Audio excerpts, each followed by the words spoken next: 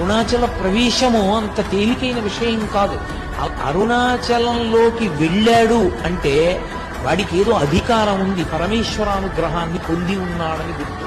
అరుణాచలం వెళ్ళి అడగని వాడిది పాపం తప్ప, అరుణాచలం వెళ్ళినటువంటి వాడికి, అరుణాచలం వెళ్ళి ప్రార్థించిన వాడికి సాధారణంగా కోరిక తీరకపోవడం అన్నది ఉండదు.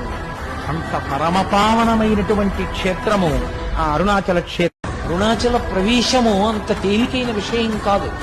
అరుణాచలంలోకి వెళ్ళాడు అంటే వాడికి ఏదో అధికారం ఉంది, పరమేశ్వరానుగ్రహాన్ని పొంది ఉన్నాడని గుర్తు.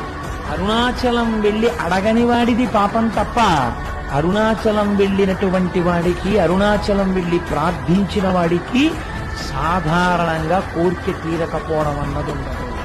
అంత పరమపావనమైనటువంటి క్షేత్రము ఆ అరుణాచల క్షేత్రం.